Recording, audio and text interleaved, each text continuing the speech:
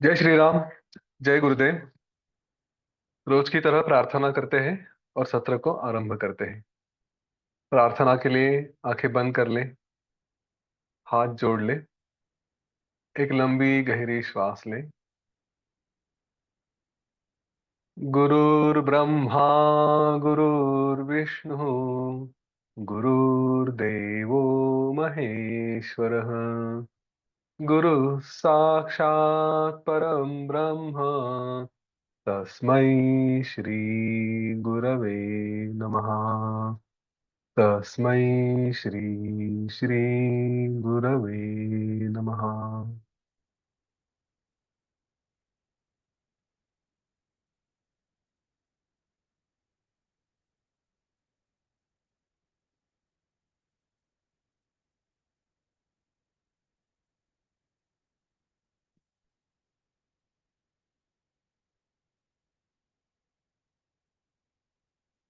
भगवान श्री गणेश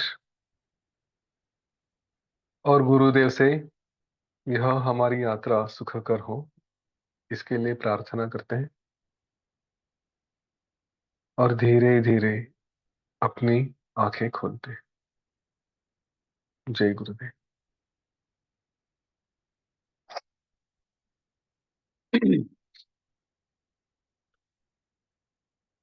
कल हमने पुण्य और पावन की कथा देखी और वशिष्ठ ऋषि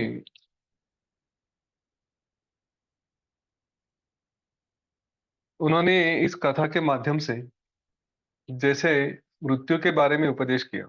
मृत्यु मतलब कि किसी की मृत्यु होने के बाद उसको उस परिस्थिति को हम कैसे संभाल सकते हैं, वैसे ही उसका सूक्ष्म संदेश भी था जो मैंने कल बताया था कि हम जिनमें बंध जाते हैं, चाहे बंधु माता पिता जो भी है, उनके जो भी कार्य होते हैं वह भी हमें बांध के रखते हैं, वह भी हमें सताते हैं। किसी की मृत्यु हो जाने के बाद होने वाला दुख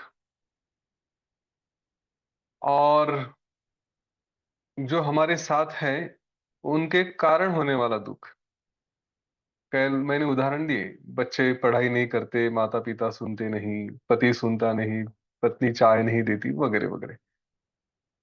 तो ये जो सारे अलग अलग प्रकार के दुख हैं, उनका कारण वो केवल ये मेरे, हम्म, यही एक भावना होती है और उसी के कारण हम फंसते हैं, हम दुख में जाते हैं। कल का सत्र, उसके पहले का सत्र, इसी में वशिष्ठ ऋषि बार बार श्री राम जी को बता रहे हैं कि श्री राम जी आप दुखी न होइए। इसके पहले की बात अगर आपको याद है तो उसमें भी वही कहा था कि श्री राम जी दुखी न होइए। तो किसी के जाने के बाद एक बात है, लेकिन अगर बच्चा आईआईटी के एग्जाम के लिए अपेयर होता है और उसको पास नहीं कर पाता, तो अभी तक कितने बच्चे हुए हैं जो पास नहीं कर पाए, आगे भी जाकर कितने बच्चे होंगे वो हमारी अपेक्षा के जैसे परफॉर्म नहीं कर सकेंगे। तो रोते ही रहे, दुखी करते रहे, गुस्सा ही करते रहे, उनके बारे में तकरार करते रहे, कंप्लेंट्स करते रहे। सास बहू के भी रिश्ते हैं,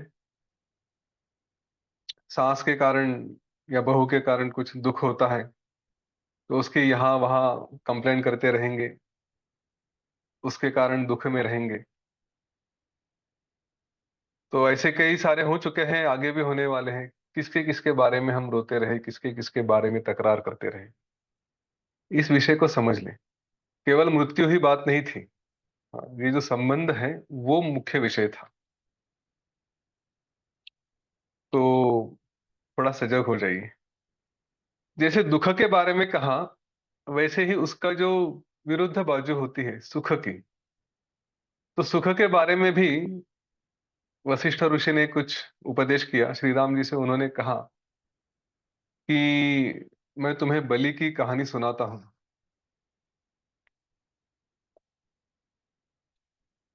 ये हम चाहते कि हमें ऐश्वर्य हो, हमें सब सुख मिले, दुख के बारे में तकरार करते हैं और सुख की अपेक्षा भी करते हैं। तो यदि त्रिलोक का भी ऐश्वर्य मिल जाए तो भी वो कम है। और दूसरी बात है कि वो भोगते भोगते भी आदमी को उसका उसमें उत्साह नहीं रहता, बोर हो जाता है। तो कल अंत में मैंने जैसे कहा था कि हम यहाँ पे हैं, हमें यहाँ से सुख और सुख से फिर अंतिम सुख, ऐसा जाने के बदले यहाँ से सीधा अंतिम सुख की तरफ जाए। ये कहानी उसका थोड़ा सा हमें बोध करा देगी, उसका मार्गदर्शन कराएगी। वशिष्ठ ने कहा श्री राम जी से कि आप बलि के समान निर्मल ज्ञान को प्राप्त हो जाइए। तो श्री राम जी ने कहा, हे भगवान, आपने मुझे अभी तक जो जो भी ज्ञान दिया है उसके कारण मेरे हृदय में प्रकाश हुआ है। मुझे लगता है कि मैं निर्मल पद में, उस स्थान में मैं विश्राम कर रहा हूं। परंतु कुछ कुछ संदेह रह जाते हैं, इसलिए मेरी तृप्ति पूरी नहीं होती। मुझे आश मतलब जो सेटिस्फेक्शन होना चाहिए वो नहीं हो रहा है। तो मेरे ज्ञान को बढ़ाने के लिए आप वो बलि की कथा मुझे फिर से बताएं।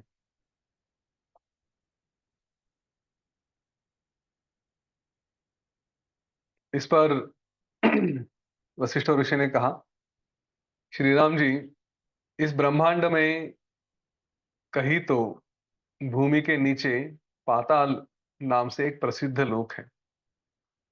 वहां की बात क्या कहें। वहां पे तो जैसे अमृत से या अमृत के दव से लिप्त ऐसी अति सुंदरी दानव कन्या हर जगह है। वहां पे सब तरह के सुख हैं। उसका बड़ा वर्णन किया है पाताल लोक का। और उस पाताल लोक का राजा बलि, जो विरोचन का पुत्र था, वो कभी वहां पे राज्य करता था। वो राजा ऐसा था कि सभी देवता, विद्याधर और नागों के साथ देवराज इंद्र, जिसके जिसकी इच्छा ऐसी होती थी कि वो, ये सभी लोग, कि वो इस बलि के आके पैर दबाए। हाँ, मतलब वो इतना शक्तिशाली था और इतना सब लोग चाहते थे उसको। और उसके पालक कौन थे? तो जो सभी लोगों के पालक हैं वो थे श्रीहरि, भगवान श्रीहरि, भगवान विष्णु। ये उसके बलि के पालक हुआ करते थे। इस बलि राजा ने सभी लोगों पर, सभी भुवनों पर विजय प्राप्त करके 10 करोड़ वर्ष तक राज्य किया। और उसके बाद ऐसे ही एक के बाद एक युग निकलते गए, युग निकलते गए। सूर असुर के बड़े भारी समूह के समूह ये आए और चले गए। और त्रिलोक त्रैलोक्य में भी अनंत प्रकार के उत्कृष्ट भोग, वो एक के बाद एक के बाद एक भोग भोगने पर, सब हो जाने पर, इस दानव राजा बलि को कभी तो विषयों के प्रति, विषयों के भोगों के प्रति उसका रस जाने लगा, वो विरस होने लगा। तो मेरू पर्वत के शिखर पर रत्नों से निर्मित ऐसा उसका घर था। घर में एक जगह बैठकर उसने इस संसार की स्थिति का विचार किया। और उसने विचार किया कि यह संसार जिसकी शक्ति अमित है, कोई इसका गिना नहीं जा सकता, ऐसे इस लोक में यह कितने समय तक और राज्य करना होगा, और तीनों लोकों में मुझे विहार करना होगा, कितनी बार इधर उधर घूमता रहूं। ये सब अलग अलग तरह के भोग हैं, बहुत आश्चर्य करने वाले भी हैं, अत्यंत मनोहर है। लेकिन फिर भी इन सारे भोगों से मेरा क्या प्रयोजन, मुझे क्या प्राप्त होगा, क्या विशेष है अभी। आपात मात्र मधुरम आवश्यक परिक्षयम भोगोप भोग मात्रम में किम नामेदम सुखावहम। जो अविचार के माध्यम से अगर अविचार में रहें तो जो मधुर लगता है, और जो कभी ना कभी तो निश्चित रूप से नष्ट होने वाला है, यह भोग मुझे क्या सुख देगा। पुनर्दिनैक कलना शर्वरी संस्थिताः पुनः पुनस्तान्येव कर्माणि लज्जाई न च तुष्टये। ये क्या बार बार बार बार फिर से दिन की एकमात्र कल्पना होगी, रात्रि की स्थिति होगी, फिर से वही ज्ञान, स्नान, भोजन, शयन, ये सब कार्य। ऐसा नया कुछ कर्म ही नहीं या कोई सुख ही नहीं है। इसलिए उनमें आसक्ति, उनमें लंपटता, जो हम उसमें अटैच हो जाते हैं, तो महापुरुषों के लिए तो उसमें लज्जा ही है। वो उसमें संतोष होगा ऐसी बात नहीं है, क्योंकि वही वही बातें रोज रोज रोज रोज करते रहो। पुनः आलिंग्यते कांता, पुनः एव च भुज्यते, सेयं शिशुजन क्रीड़ा लज्जायै महतामिह। पुनः आलिंगते कांत्या पुनः एव च भुज्यते। अब पत्नी को आलिंगन देना, उपभोग लेना, ये जो बच्चों जैसे कार्य हैं, पुनः पुनः पुनः पुनः ये होते जाते हैं। तो ये तो बालकों की क्रीड़ा है। ये लज्जा ही महाता मिह। बड़े बड़े आदमियों को, जो ज्ञानी है, उनके लिए तो ये लज्जास्पद है। स्वाभाविक है ना। वही वही बातें जरा अपने जीवन को भी देखें।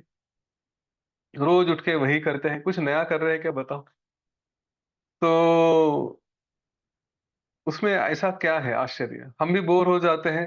हमें लगता है कुछ और करें, तो इसलिए हम कहीं घूमने चले जाते हैं, इधर उधर जाके ऐसा लगता है। हमारी भी वृत्ति होती है कि कुछ नया ढूंढे, नया ढूंढे।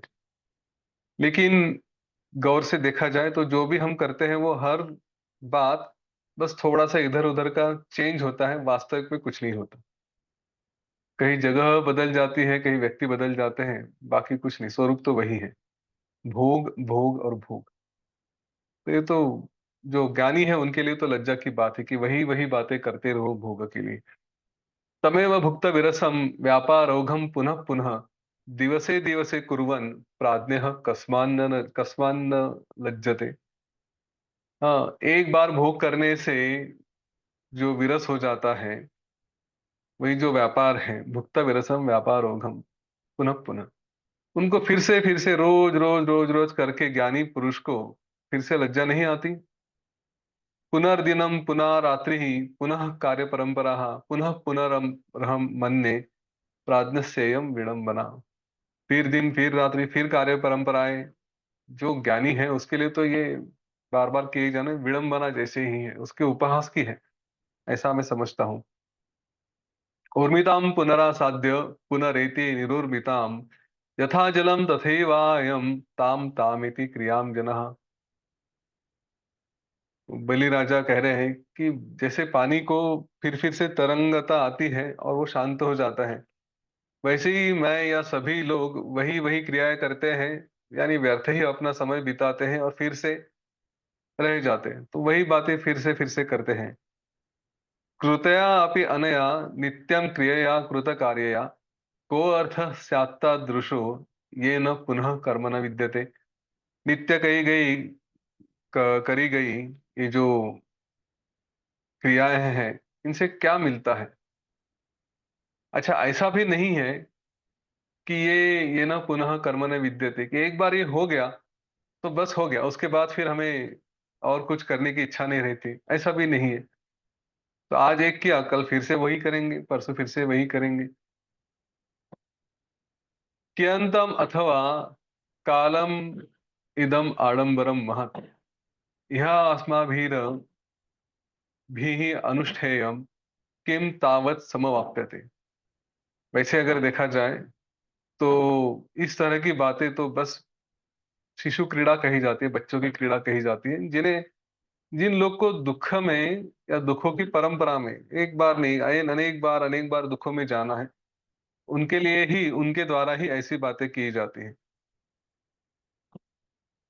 मुझे तो ऐसा कुछ नहीं दिखाई देता कि जो एक बार किया तो उसके बाद और कुछ करने की आवश्यकता नहीं रहती। तो ऐसा तो कुछ नहीं है। यह जो क्षणिक सुख है, जो अतिशय तुच्छ है, विषय के जो सुख है,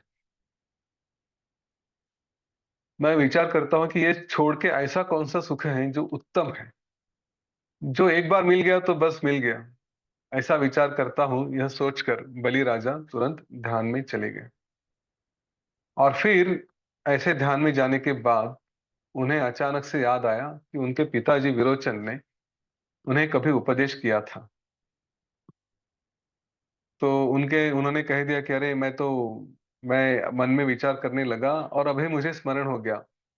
प्राचीन समय में आत्म तत्वज्ञानी और जिन्होंने अनेक लोगों के अलग-अलग व्यवहार देखे थे, ऐसे मेरे ज्ञानवान पिता भगवान विरोचन, उनसे मैंने कभी पूछा था कि हे महामते,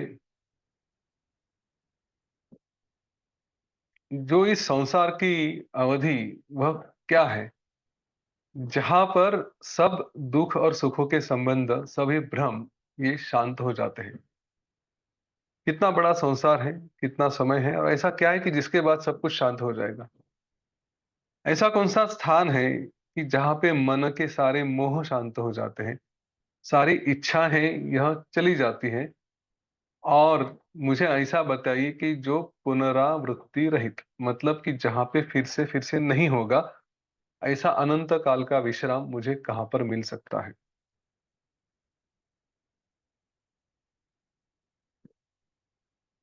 कौन-सा सुख ऐसा है कि जो एक बार प्राप्त किया, तो फिर ब्रह्मलोक तक जो भी सुख मिल सकते हैं, उन सभी के बारे में हमें एक ही बार एक ऐसा सुख मिला कि हम तृप्त हो जाएँगे और किसी सुख की अपेक्षा नहीं रहेगी। या फिर ऐसा क्या है कि जो प्राप्त हुआ तो उसके बाद किसी और फल की अपेक्षा नहीं रहती? इसलिए हे तात, मुझे ऐसा वो कोई पद, ऐसा कोई स्थान बताइए कि जो अविनाशी आनंद से सुंदर है, जहाँ पर स्थित होकर मैं अनंत काल तक विश्रांति प्राप्त कर सकूँ।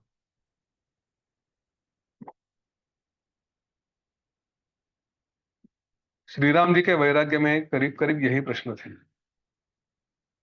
बस थोड़ा अलग तरीके से उन्होंने बताया था। उन्होंने कहा था कि लोग सुखों के पीछे भागते हैं लेकिन सुख मिलता नहीं और ऐसा कोई सुख नहीं कि जो एक बार मिला कि बस हो गया।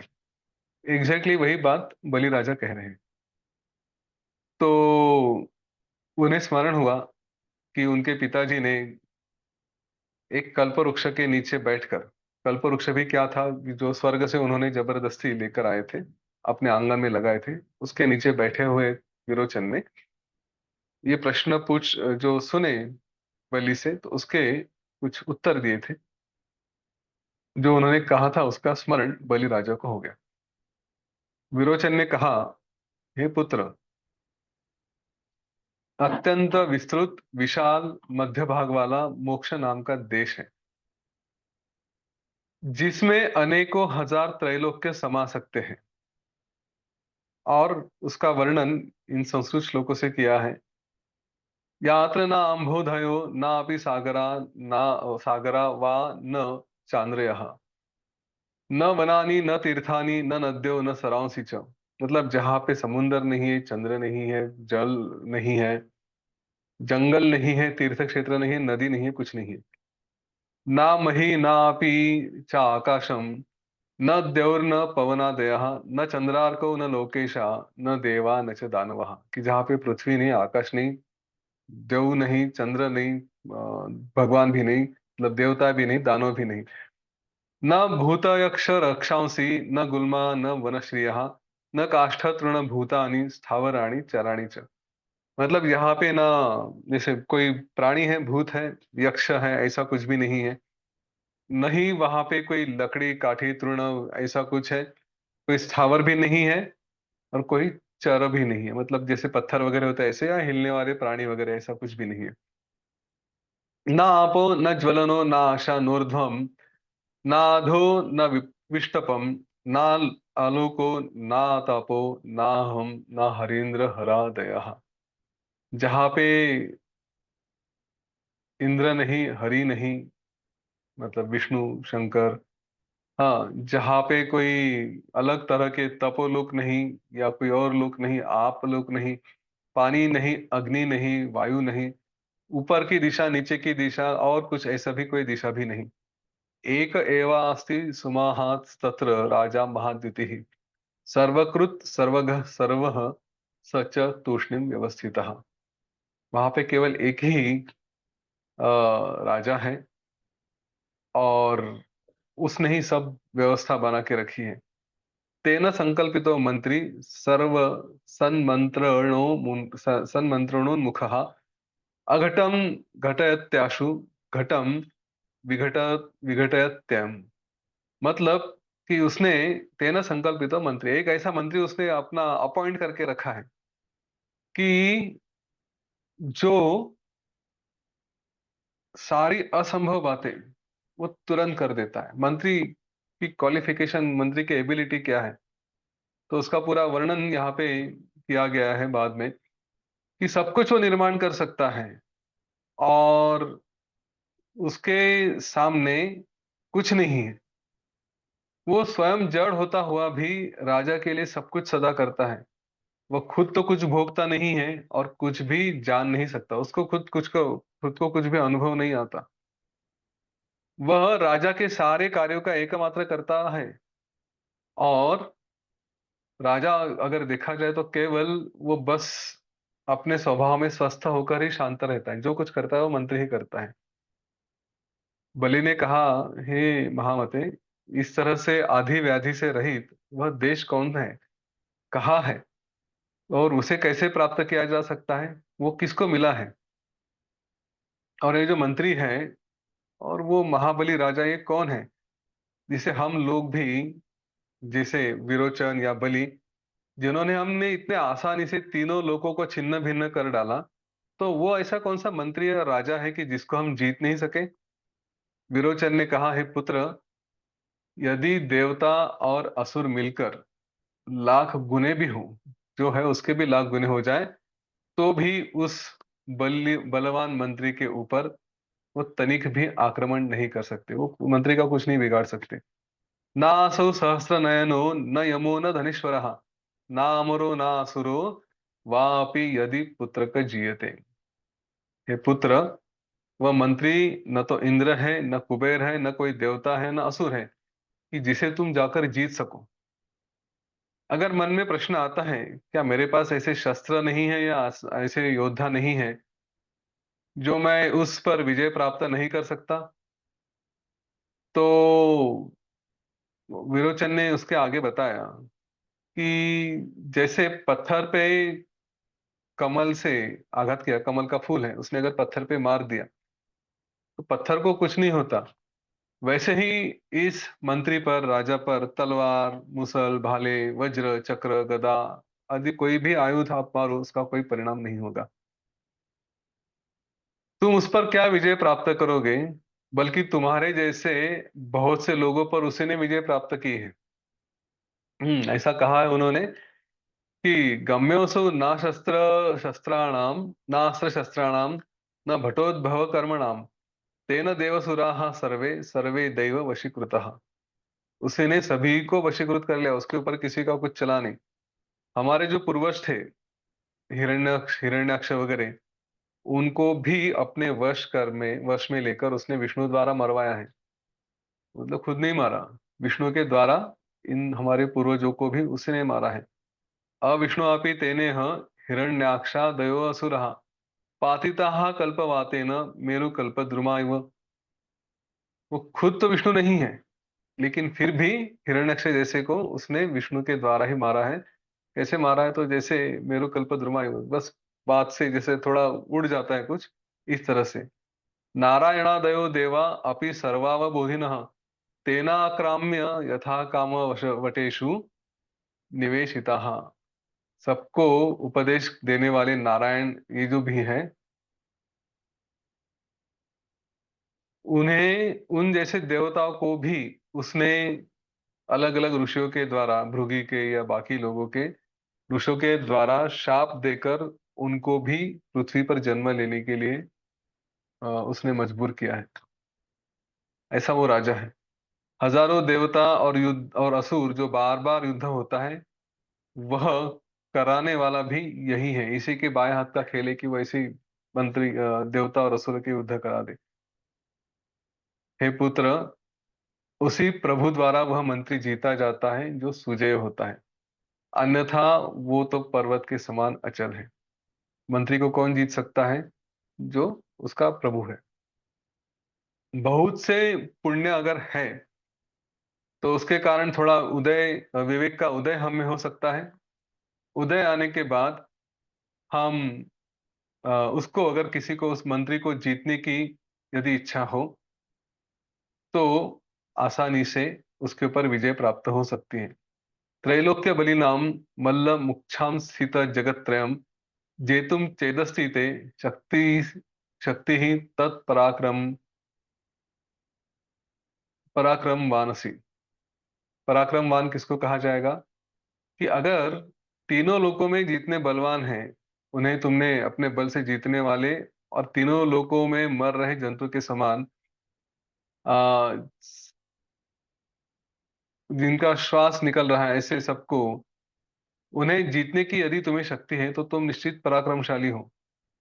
लेकिन उसमें सबको जीतने की केवल शक्ति ही नहीं, त्रैलोक्य को उत्पन्न करने की शक्ति भी है। ऐसा भी उन्होंने कहा कि वो जो मंत्री है तो तीनों लोगों को जीता, ये भी निर्माण भी कर सकता है, केवल जीतने की शक्ति है ऐसी बात नहीं है। सूर्य रूपी उस मंत्री का उदय होने पर ये सारे त्रिलोक, इनका भी उदय होता है, और वो मंत्री शांत हो गया तो सारे त्रिलोक भी नष्ट हो जाते हैं, वो भी विलीन हो जाते हैं। अपनी बुद्धि का मोह छोड़कर एकाग्र बुद्धि से अगर तुम जीतने के लिए समर्थ हो तो कहा जाएगा कि तुम धीर हो। तस्मिन् जीते जीता लोका भविष्यान्ते जीता अपि अजीते त्वजिता एवे एते चिरकाल जीता अपि। उसके ऊपर विजय प्राप्त होने पर जो कभी जीतते नहीं, उनको भी कहा है कि हाँ वो जीत गए हैं। लेकिन अगर उसके ऊपर विजय प्राप्त नहीं कर सके तो जो कितने भी समय से कहते हैं कि हाँ ये अजिंक्य है, जीते जीतते ही आ रहे हैं, कहेंगे कि नहीं वो तो पराजित हो चुके हैं, हार चुके हैं। तो उसके ऊपर विजय प्राप्त करना यही विजय है। वरना कोई कितने भी कहीं भी विजय प्राप्त कर लो, उसको विजय नहीं कहा जा सकता। तस्मात् अनंत सिद्ध्यर्थम शाश्वताय सुखाय च तज्जय यत् तन्मातिष्ठ कष्टयादपि ही चेष्टया। तो इस तरह से जो इस तरह से जो अगर विजय प्राप्त करेगी, उसको प्राप्त कर लिया तो ही शाश्वत सुख मिल सकता है। और इसके लिए, वो शाश्वत सुख प्राप्त करने के लिए सारी बातों का त्याग करके, जितने कष्ट करने हैं कष्ट करके प्रयत्न करने चाहिए। बलि ने कहा, हे तात, अगर उस पे विजय प्राप्त करनी है तो उसका उपाय क्या है, और वो है कौन, ये मुझे बताएं। विरोचन ने कहा, हे पुत्र, यद्यपि वो मंत्री कभी जीता नहीं जाता, लेकिन उसको सुख से जीतने का उपाय मैं तुमसे कहता हूं। जिसने उस पर विजय प्राप्त की जा सकती है, उस उपाय को तुम सुनो। पुत्र, युक्त्या गृहीतो असौ क्षणादायाति वश्यताम। ऐसी अगर युक्ति का उपयोग किया तो एक क्षण में वो वश में किया जा सकता है, उसको जीता जा सकता है। युक्तिम बिना दहतेश आशी विष इवोद्भतः। लेकिन युक्ति के बिना अगर उसके ऊपर हमला करेंगे तो जैसा कोई सांप होता है जिसका विष होता है, तो उसके जैसा वो दाह उत्पन्न करेगा। जो लोग बालक की प्रति, जैसे बालक को हम संभालते उसके जैसे थोड़ा सा उसको विषय खिलाया और बार बार विषय दोष के बारे में बताया, इस तरह से उसको वंचित किया गया, तो इसको कहते हैं राजयोग नाम की युक्ति। इस युक्ति से उसको वश में करते हैं, वो उस राजा को भी प्राप्त करते हैं और राजा के पद को प्राप्त होते हैं। उस राजा को प्राप्त किया तो मंत्री वश में आता है, लेकिन मंत्री को वश में किया तो राजा का दर्शन हो जाता है, राजा प्राप्त हो जाता है। अब ये तो डेडलॉक हो गया। जब तक राजा प्राप्त नहीं होता तब तक मंत्री पर विजय नहीं मिल सकती, और जब तक मंत्री पर विजय नहीं हुई तब तक राजा का साक्षात्कार नहीं हो सकता। अब इस श्रृंखला को तोड़े कैसे? और राजा का साक्षात्कार नहीं हुआ तो वह दुष्ट मंत्री हमारे लिए अत्यंत दुख के लिए हमारे मन में राग द्वेष ऐसे पैदा करता है, और मंत्री पर अगर विजय नहीं पा सके तो राजा हमसे हमेशा के लिए दूर चला जाता है, गायब हो जाता है। इसीलिए इन दोनों बातों पे अभी काम करना पड़ेगा। एक है कि राजा का दर्शन भी करे, और दूसरा है कि मंत्री को हराए। इन दोनों का एक साथ आरंभ करना चाहिए। और वो कैसे करें? तो पौरुष प्रयत्नों द्वारा, सुंदर अभ्यास से, धीरे धीरे इन दोनों प्रयत्नों से, हे बलि, तुम उस मोक्ष रूप देश को प्राप्त हो जाओ। अभ्यास तुम्हारा सफल होने पर जब तुम उस देश को प्राप्त हो जाओगे तो फिर तुम्हें बिल्कुल कभी भी शोक नहीं होगा, कभी भी कोई दुख नहीं होगा। संशांत सकलायासा नित्य प्रमुदिता आशया साधवस्तत्र तिष्ठन्ति प्रशांता शेष संशयः। कि सारी आशा, सारे आयास, सारे प्रयत्न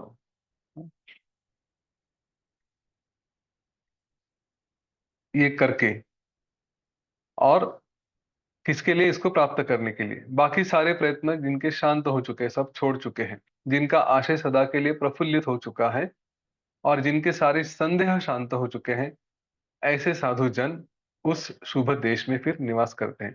एक बार उस राजा से जीत गए तो बस आप वही के हो गए। अब ये सब जो गूढ़ है, इसका अर्थ क्या है वो उन्होंने बताया। विरोचन ने कहा, हे पुत्र, ये कौन सा देश है ये अब मैं तुम्हें बताता हूं, तुम सुनो। इस देश का नाम है मोक्ष। संपूर्ण दुखों का नाश करने वाला मोक्ष ही इसको, इस देश नाम से मैंने तुमसे कहा है। वहां पर मनुष्य या बाकी सबके आनंद से लेकर हिरण्यगर्भ के आनंद पर्यंत,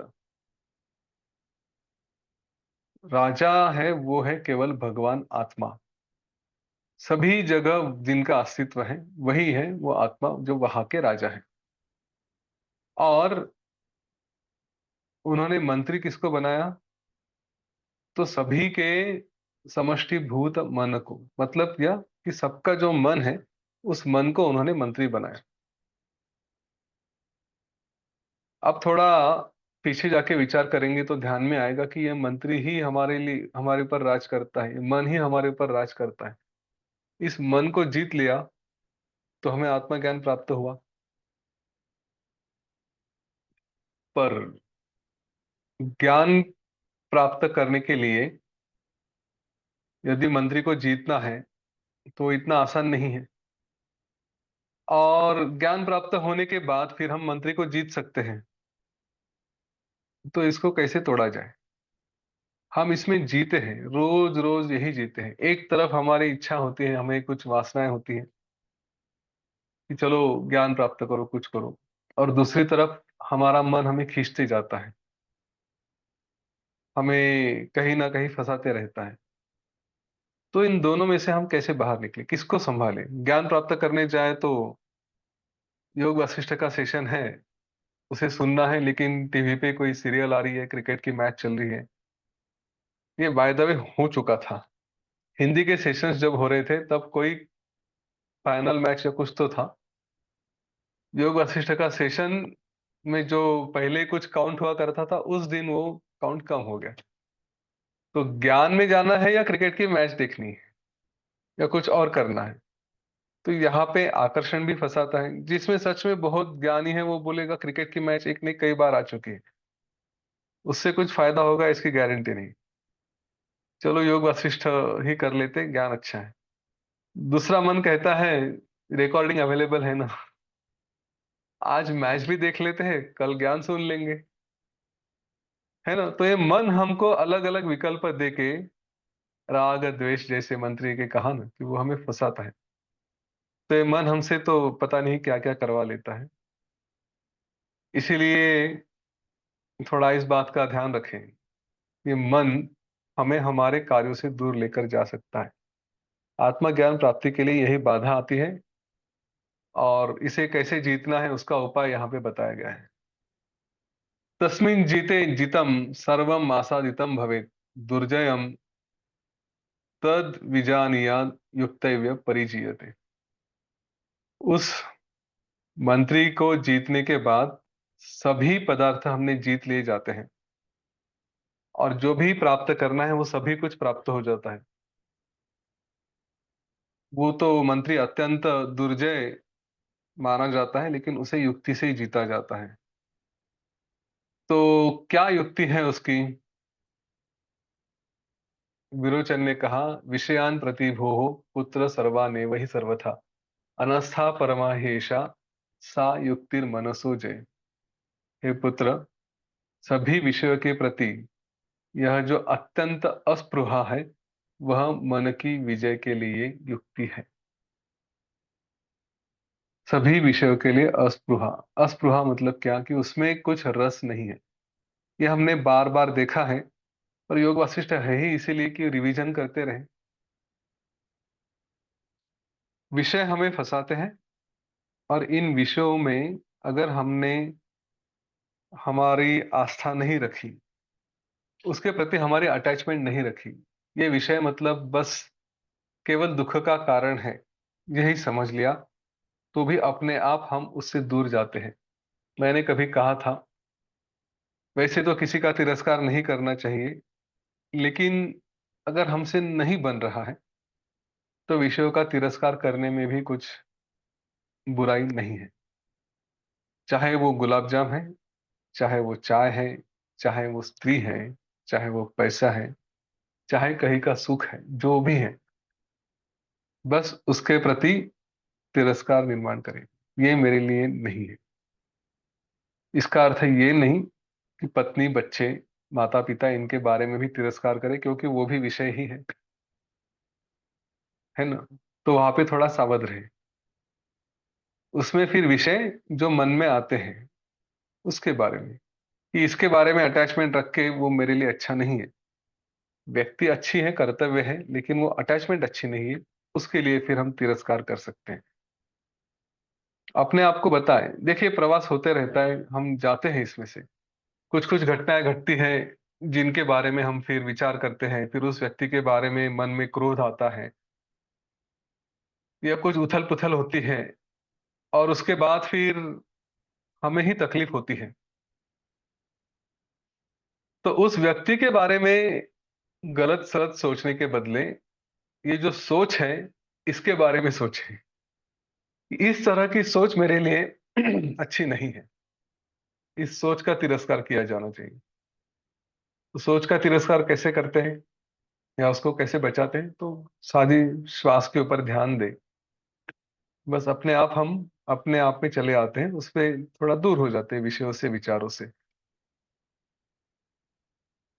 अब रही बात यहाँ की, कि विषयों पे जीतना, विषयों से निस्पृह हो जाना, विषयों से दूर हो जाना, यही मन के ऊपर विजय प्राप्त करने की युक्ति है। कुछ कुछ बातें होगी कि जहां पे कदाचित ये संभव नहीं होगा, लेकिन मैं कहूंगा 100 में से 90 बात तो हम जीत ही जाएंगे इस विषय से। हम अगर यह टेक्निक सीख लेते हैं कि जो विषय हमें अट्रैक्ट करते हैं उनके प्रति थोड़ा तिरस्कार करें। अगर आप विद्यार्थी हैं तो टीवी, मोबाइल, यूट्यूब, जो भी बातें हमको अट्रैक्ट करती है तो उसके प्रति तिरस्कार ही करें। मन ही मन बताते रहिए, गंदा है, ये अच्छा नहीं है, इससे मेरा नुकसान होगा, ये करियर नहीं देगा, जो भी है हमको बताना है वो बताते जाए।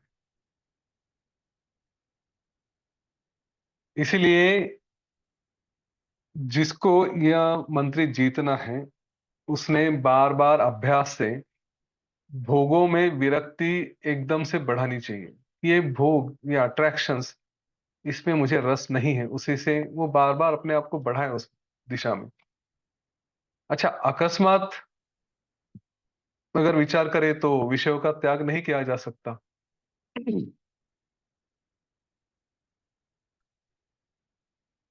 ये एक बात यहाँ पे सूक्ष्म रूप से कही गई है कि विषयों का त्याग मतलब अचानक से उठ के कर दिया तो अंदर भोग रहता है, बाहर हम उसको दबाते हैं, है ना। वो गुलाब जाम दिखे, गुलाब जामुन अच्छे नहीं है, ठीक नहीं है, मेरे को नहीं पसंद, मुझे अच्छे नहीं लगते, खराब है, ये है वो है।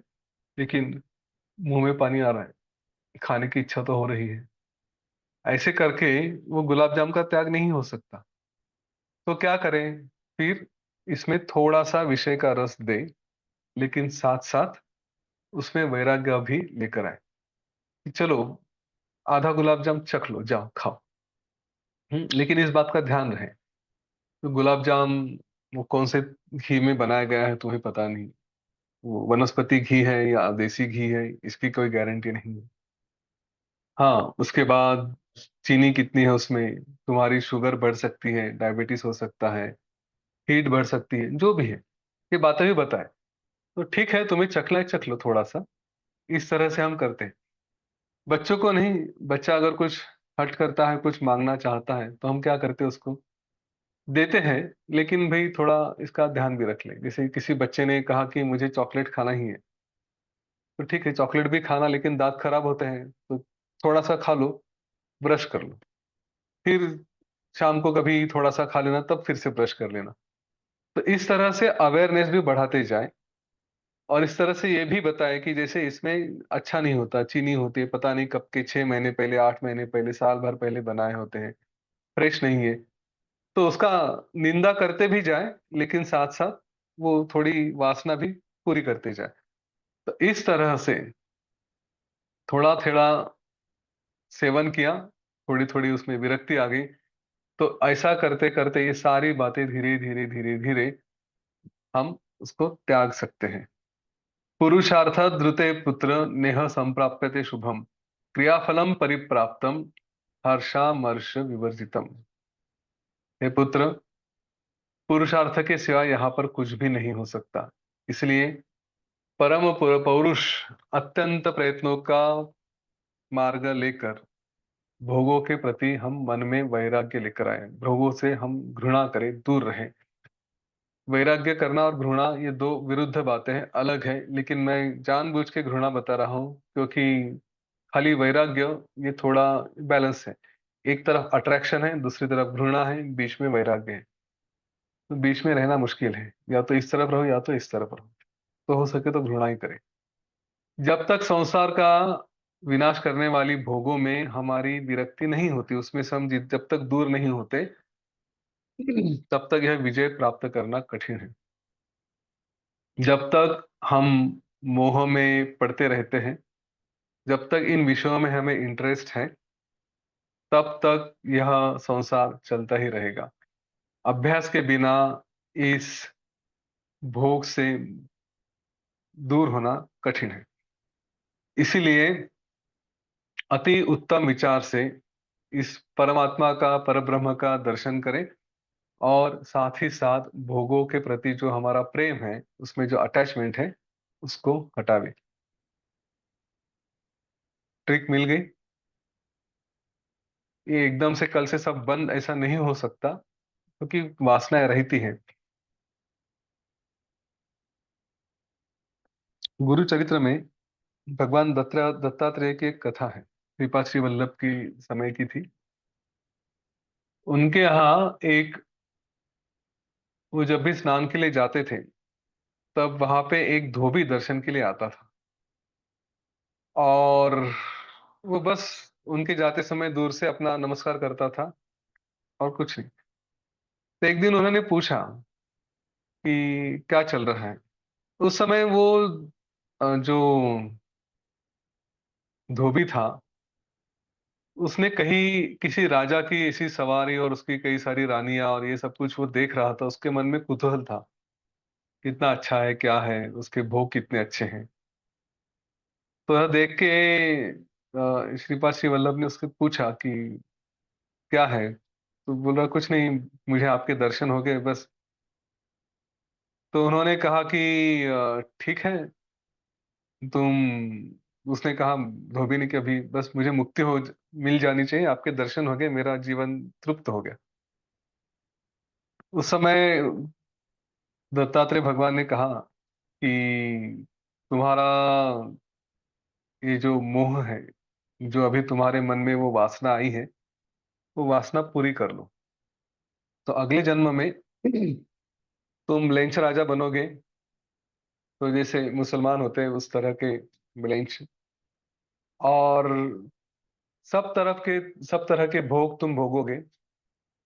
तो धोबी ने कहा कि नहीं नहीं, मुझे वो नहीं, भोगों में कोई रस नहीं है, मुझे बस आपके चरणों में स्थान चाहिए। तो उन्होंने कहा, चिंता की कोई बात नहीं है।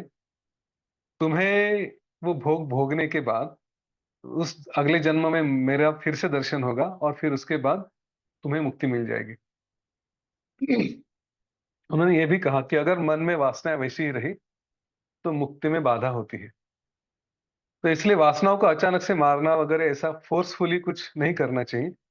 धीरे धीरे उनको संभालते संभालते, अवेयरनेस बढ़ाते बढ़ाते कम करें। अपना समय ले, हो जाता है। और इस बात पे फिर से विश्वास रखें। हम योग वासिष्ठ के मार्ग पे हैं, तो हम आगे ही बढ़ते जाएंगे, यहाँ से पीछे हटने वाले नहीं हैं। तो मुक्ति का तो हमने कॉन्ट्रैक्ट ऑलरेडी साइन कर लिया है ना। उसकी एग्जीक्यूशन डेट कब होगी वो हमें पता नहीं, लेकिन कॉन्ट्रैक्ट में लिखा है कि मुक्ति मिलेगी एक एक को, सबको। तो अभी टेंशन निकाल दीजिए। चित्तस्य भोगे द्वौ भागौ शास्त्रेणैकं प्रपूरयेत् गुरु शुश्रूषया चैकम अव्युत्पन्न अव्युत्पन्न अव्युत्पन्नस्य सत्क्रमे। अभी यहाँ पे ये जो चित्त को शांत कैसे किया जाए, हमारा व्यवहार जो अभी मैंने कहा, थोड़ा थोड़ा थोड़ा थोड़ा करके, तो उसको अपने दिन को कैसे चार भागों में विभाग के, डिवाइड करके उसका उपयोग करें, और फिर हमारा जीवन बिताएं। तो इसके ऊपर विरोचन ने मार्गदर्शन किया था। उन्होंने कहा था कि हमारे दिन के चार भाग करें। उनमें से शुरू में दो भाग हैं, वो हमारे शरीर के लिए जो भी भोग है उनके लिए उनका उपयोग करें। बाकी दो भाग में से एक है जो शास्त्रों का श्रवण करने के लिए उसका उपयोग करें, और एक भाग है जो गुरु की सेवा के लिए हम उपयोग में लाएं। फिर इसका अभ्यास हो गया, इससे थोड़ा चित्त में शुद्धि आ गई। उसके बाद किंचित व्युत्पत्ति युक्तस्य भागम भोगे ही प्रपूरयेत् गुरु शुश्रूषया भागो भागम शास्त्रार्थ चिंतया। अब क्या करें, जो भोगने का भाग है उसको थोड़ा कम करें। फिर इसके बाद दिन के एक भाग को, चार में से एक भाग को, हम जो पहले दो भागों में, दो भाग हम शरीर के लिए लेते थे, उसमें से अभी एक ही भाग लें। दो भाग है जो गुरु की सेवा के लिए बितावे, क्योंकि गुरु की सेवा, उनका कार्य करने से या गुरु के सानिध्य में रहने से हम अपने संदेह पूछ सकते हैं, समय समय पर उनसे चर्चा कर सकते हैं। और उसके बाद एक जो भाग बचता है उसको हम शास्त्र का चिंतन करने में बितावे। समझ में आ गया? पहला, दिन के दो भाग अपने लिए, एक भाग गुरु के लिए, एक भाग शास्त्र के लिए। उसके बाद फिर एक भाग अपने लिए, दो भाग गुरु के लिए, और एक भाग शास्त्र चिंतन के लिए। इसके बाद जब हम इसको भी प्राप्त कर लेते हैं, उसके बाद फिर क्या करें, तो इसमें दो भाग शास्त्र के वैराग्य के साथ, और दो दो भाग ध्यान गुरु पूजा, इस तरह से बिताएं। मतलब क्या, अपना व्यवहार छोड़ दे, सारे अ, जो भी कार्य है वो सब छोड़ दे, केवल गुरु और शास्त्र और इसी में रहे। ऐसा अगर प्रश्न आता है तो इसका उत्तर देना चाहूंगा, ये पहले समझे कि शास्त्र क्या है, गुरु की सेवा क्या है। हाँ, गुरु सेवा का अर्थ, मेरे विचार से, गुरु ने जो बताया है उनकी आज्ञा का पालन। अब हमेशा हर गुरु के साथ जाकर हम बैठ नहीं सकते, या तो गुरु अलग अलग जगह रहते, या वो हमसे दूर रहते, या वो घूमते रहते हैं। तो उन्होंने जो कार्य बताए हैं वो कार्य हम करते रहे। क्या कार्य बताए हैं? यही है, ज्ञान का प्रसार करें, यही है सेवा करें, अलग अलग लोगों के जीवन में प्रकाश लेके आए, लोगों के पास जो भी सेवा कर सकते हैं हम वो करते रहें। शास्त्र का अभ्यास करें, तो जो हम जैसे योग वासिष्ठ का अभ्यास कर रहे हैं उसका अभ्यास करें। और अपना जो व्यवहार है वो भी करें। हम अपना हर कार्य गुरु का कार्य है ऐसा करके समझ सकते हैं। जैसे अगर मेरा कोई व्यवसाय है, बिजनेस है, तो वो बिजनेस में पैसे कमाने के लिए कर रहा हूं, यह भावना छोड़ के इस बिजनेस के द्वारा किसी की सेवा की जा सकती है। अगर आप कुछ सिखा रहे हो तो हम इसलिए सिखाते हैं कि कोई अज्ञान में है तो उसको ये ज्ञान मिले, उसका नुकसान ना हो, उसको कुछ उसके जीवन में सुख आए। यह सुख लाने के लिए हम अपना कारोबार उस तरह से कर सकते हैं। एक सीधी सी बात है, यहाँ पे जितने भी दुकानदार होते हैं, अक्सर देखता हूँ सुबह 5:30-6 बजे दुकान खुल जाती है। अब इतने सुबह कौन ग्राहक आने वाला है, लेकिन उनकी दुकान खुल जाती है और रात को 11-11:30 बजे तक वो उनका काम चलते रहता है। तो ऐसे ही विचार करते करते समझ में आ गया कि समझे सुबह किसी को स्कूल में जाना है, किसी बच्चे को, या कोई टीचर है, या किसी को जॉब में जाना है, किसी को ट्रैवल करना है, और उसको सुबह सुबह है कुछ तो दुकान से बिस्किट खरीदने हैं, ब्रेड खरीदना है, या जो कुछ भी है, जल्दी में दूध लाना है, या दूध गया खराब हो गया है, खत्म हो, और अगर नहीं मिली तो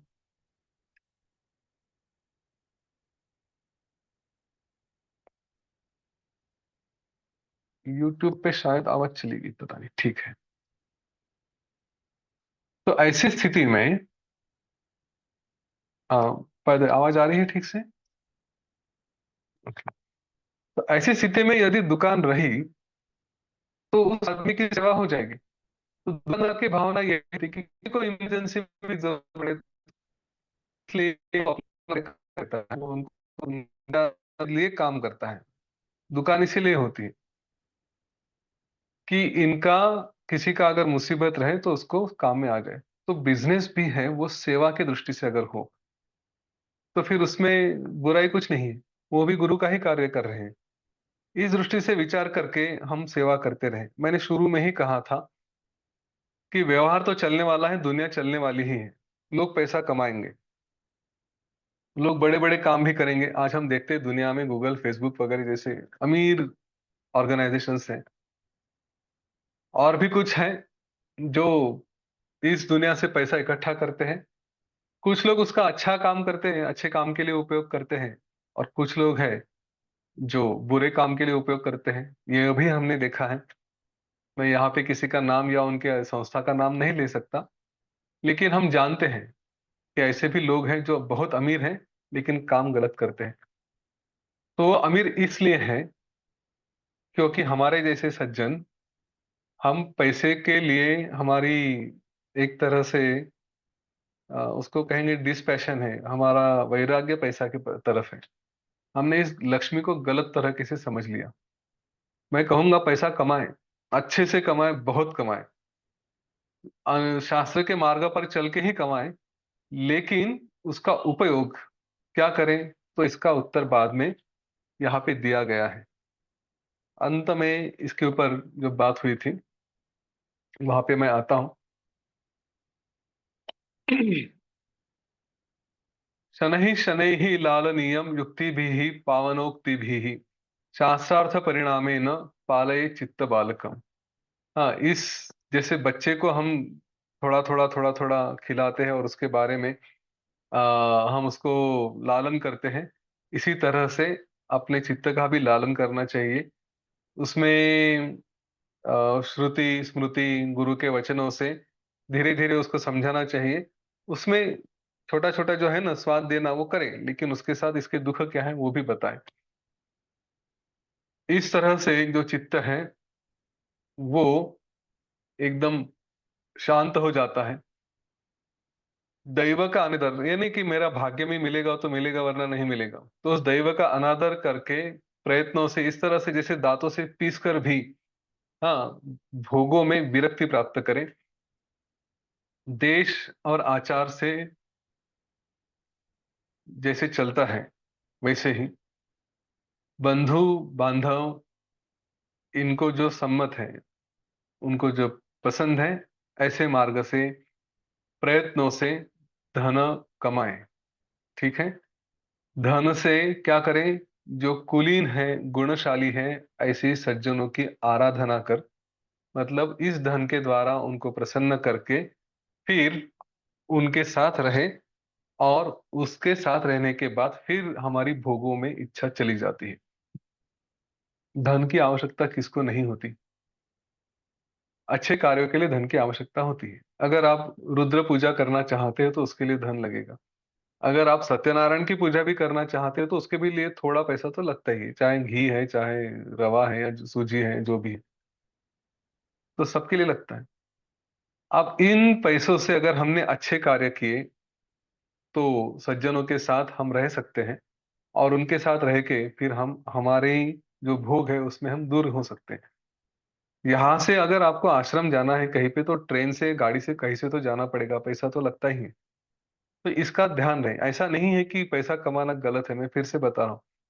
हाँ, सही, उन्होंने क्लियरली बताया, देश आचार से अविरुद्ध, मतलब जो देश आचार से विरुद्ध नहीं है, जो देश आचार के तरह है, हमारे सभी लोगों को मान्य है, ऐसे प्रयत्नों से पहले ठीक से पैसा कमाए और उसके बाद फिर आगे बढ़े। तो इस तरह से एक बार भोगों में, सत्संग में रहने के बाद भोगों से हमारी तृष्णा चली गई, फिर हमारा विचार शुरू होता है। विचार के बाद फिर जो भी बताया जाता है, जो भी ज्ञान है, उसका अर्थ हमें समझता है, उसका ज्ञान होता है। और उसके बाद फिर ये श्रुतियां वगैरह जो हैं, जो गहरा ज्ञान है, उसके बारे में हमें थोड़ा और अर्थ प्राप्त होके फिर इस ब्रह्म का अर्थ क्या है ये समझने लगता है। और फिर धीरे धीरे धीरे धीरे परम पद की प्राप्त होती है। इसलिए इस समय यदि विषयों का त्याग करने में असमर्थ हो, तो जब ये यौवन वगैरह है ये सब चला जाएगा। जब इन विषयों से अपने आप से आयु बढ़ने के बाद उनसे हम दूर हो जाएंगे, उसमें विरस हो जाएंगे, तब फिर विचार करो, तब परम पद को प्राप्त हो। उसमें कोई बुराई नहीं, उसमें कोई समय नहीं। तब जाके तुम पूर्ण विश्राम प्राप्त कर सकोगे। अब विरोचन ने कहा, स्थितापि नास्था ते शुद्ध नमस्ते स्तु सदाशिव, अपने पुत्र को कह रहे हैं कि हे शुद्ध, हाँ, स्थिता आपी नास्था, ना तुम्हें, तुम कैसे हो, तो तुम्हारी किसी बात में आस्था नहीं है, इस तरह से तुम स्थित हो, किसी भोगों में तुम्हारी आस्था नहीं है, इसलिए तुम सदाशिव जैसे हो। और हे पुत्र, तुम्हारे जैसे सदाशिव को मेरा नमस्कार है। नमस्ते स्तु सदाशिव, अपने पुत्र को ही वो प्रणाम कर रहे हैं।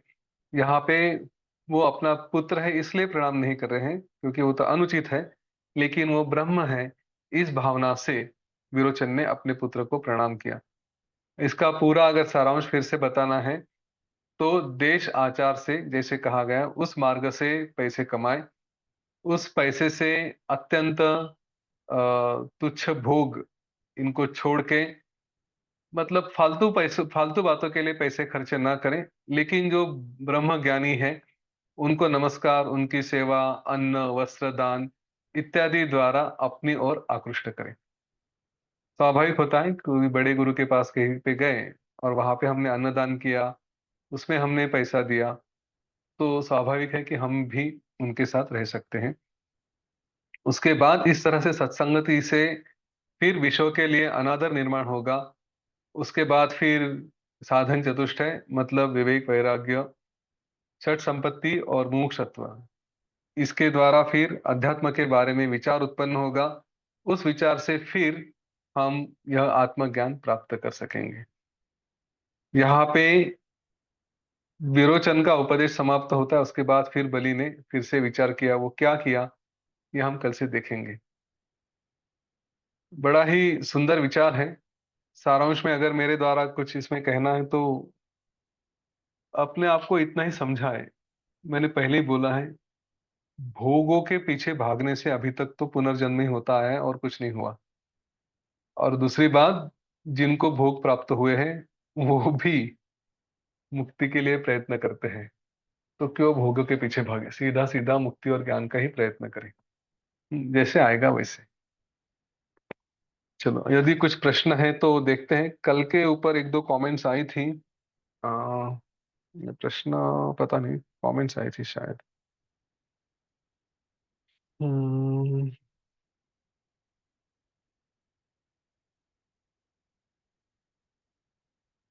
एक मिनट बताता हूँ।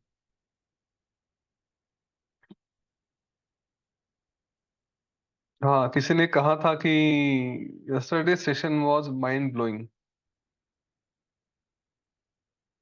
मानव मानव शास्त्र की बेस्ट बुक योग वशिष्ठ। एकदम सही है। ठीक है, सबको वो पसंद आ गया था कल का सेशन। चलो, थोड़ा ठीक से समझ ले उसको। अच्छा, और कोई किसी को प्रश्न है? ओके। तो चलिए, सबके लिए, सबके कल्याण के लिए प्रार्थना करते हैं। कार्य भी करेंगे, केवल प्रार्थना नहीं करेंगे। देखिए हम किस तरह से इस समाज में परिवर्तन लाने का प्रयत्न कर सकते हैं। सावधान कर देता हूं, हम परिवर्तन नहीं ला सकते, लेकिन हमारे प्रयत्न हम में परिवर्तन लेके आएंगे, इतना निश्चित है। ठीक है। चलिए, आंखें बंद कर लें। सबको आशीर्वाद दें। एक लंबी गहरी श्वास लें। लोका समस्ता सुखिनो भवन्तु। लोका समस्ता सुखिनो भवन्तु। लोका समस्ता सुखिनो भवन्तु। ओम शांति, शांति, शांति। सकलमंगलं भवतु।